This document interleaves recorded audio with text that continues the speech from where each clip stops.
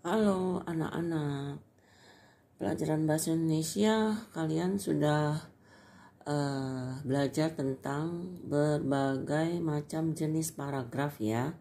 Ada paragraf narasi, deskripsi, argumentasi, dan sebagainya.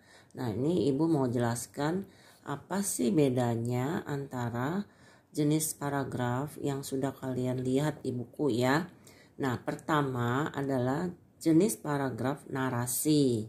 Nah, jenis paragraf narasi itu berisi rangkaian peristiwa yang disampaikan sesuai urutan waktu. Ya. Kemudian cirinya adalah terdapat tokoh. Ya, terdapat tokoh. Nah, kalau narasi itu panjang, biasanya ada konflik atau pertentangan di antara tokoh. Nah, contoh paragraf yang ibu buat itu paragraf yang tidak ada konflik ya, tetapi ada tokoh. Tokohnya yaitu paman. Kemudian ada Uti dan Wati ya. Jadi dari cerita ini paman baru saja selesai membersihkan halaman depan. Nah, urutan waktunya dia baru selesai melakukan suatu pekerjaan. Kemudian dia masuk ke ruang tamu.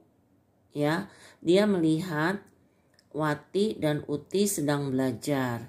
Nah, lalu paman masuk lewat pintu depan setelah dia menyapa mereka. Nah, jadi dari sini kita bisa lihat ada tokoh yaitu paman, Wati dan Uti, dan ada peristiwa sesuai urutan waktu. Jadi paman dari halaman depan, kemudian dia masuk ke dalam rumah, kemudian dia masuk lagi ke dalam rumah yang lebih dalam lagi gitu ya.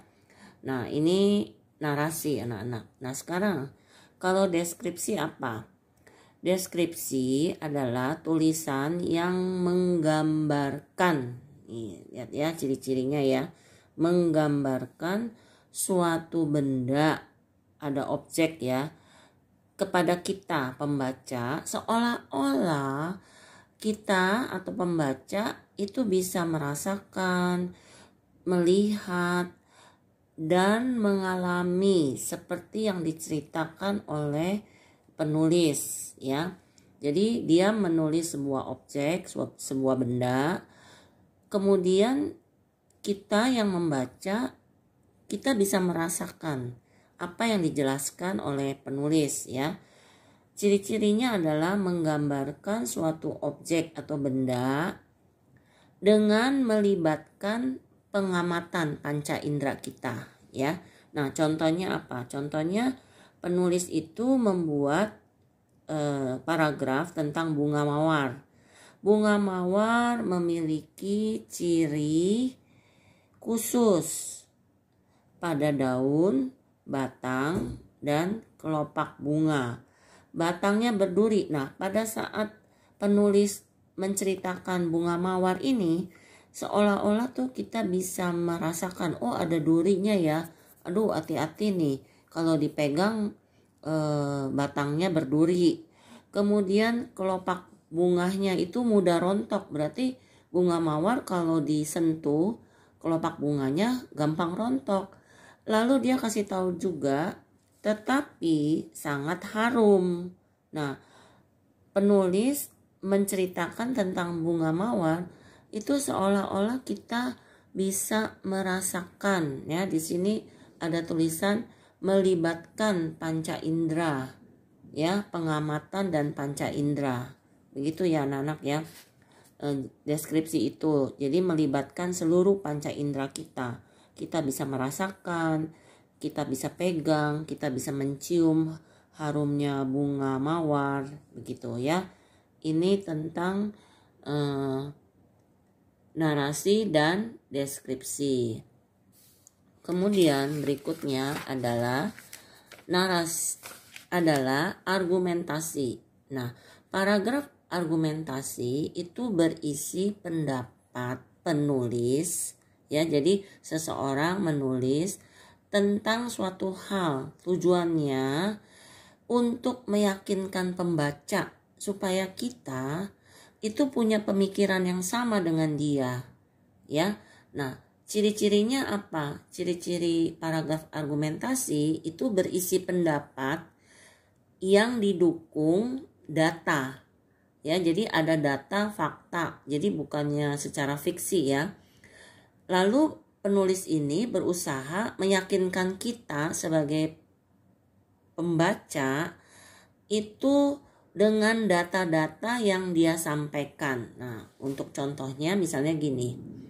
Dia tulis misalnya, ini paragrafnya ya. Kerja bakti di lingkungan perlu dilaksanakan setiap saat. Nah, menurut penelitian sejak tahun 2019 terdapat 4.000 kasus munculnya penyakit demam berdarah karena lingkungan sekitar terdapat genangan air yang memunculkan jentik nyamuk Aedes aegypti. Nah, berarti penulis ini meyakinkan kita ya bahwa kerja bakti di lingkungan itu sangat perlu. Lalu dia kasih data ya dengan penelitian bahwa tahun 2019 itu ada 4.000 kasus orang sakit Aedes aegypti di seluruh Indonesia. Sampai sini jelas ya anak ya. Jadi argumentasi itu berisi pendapat penulis, orang yang menulis itu tentang suatu hal. Lalu waktu dia menulis, dia mengajak kita supaya kita sepemikiran sama dia. Supaya kita menyetujui dengan apa yang dia tulis. Nah, itu argumentasi. Nah, nanti di dalam paragraf berikutnya biasa paragraf argumentasi itu ada menurut saya atau menurut pandangan saya, biasanya begitu ya. Ada persetujuan atau tidak persetujuan di sana ciri-cirinya ya. Kemudian persuasi. Persuasi itu adalah paragraf, tulisan dalam bentuk paragraf itu berisi ajakan-ajakan kepada pembaca untuk mempercayai suatu hal. Jadi dia mengajak kita untuk kita percaya ya. Ciri-cirinya apa? Di dalam tulisan itu ada ajakan. Nah, contohnya ini ada tulisan misalnya ekoenzim adalah cairan serbaguna. Dia kasih tahu dulu ya. Yang dibuat dari setidaknya 5 jenis kulit buah. Cara membuatnya pun tidak sulit. Dengan takaran tertentu, ekoenzim dapat dibuat oleh semua kalangan. Lalu dia bilang, kita pun dapat membuatnya. Jadi cobalah. Nah, berarti ini ada kata-kata ajakan ya anak-anak ya. Begitu ya. Sampai sini semoga paham ya. Nah, kemudian yang terakhir, ini adalah paragraf eksposisi. Nah, paragraf eksposisi itu tulisan berupa penjelasan-penjelasan tentang suatu informasi. Ya, ciri-cirinya apa? Ciri-cirinya di dalam tulisan itu dia menyajikan informasi berdasarkan fakta. Berarti bukannya cerita fiksi ya. Contohnya, dia menulis satu paragraf tentang buah alpukat. Dia jelaskan bahwa buah alpukat memiliki banyak manfaat bagi kesehatan. Lalu faktanya adalah dalam satu buah alpukat terdapat kandungan nutrisi, terdapat macam-macam vitamin. Lalu dia jelaskan vitamin ini, vitamin itu. Lalu alpukat juga mengandung zinc, mengandung tembaga, fosfor, vitamin B, lengkap semua. Nah, ini adalah contoh tulisan eksposisi, yaitu penjelasan tentang suatu informasi yang berdasarkan fakta. Begitu ya anak-anak, semoga dengan penjelasan ini kalian tidak kebingungan lagi. Kalau lihat dari buku cetak ada yang namanya paragraf deskripsi itu apa, kalian coba lihat ciri-cirinya. Oke, selamat belajar.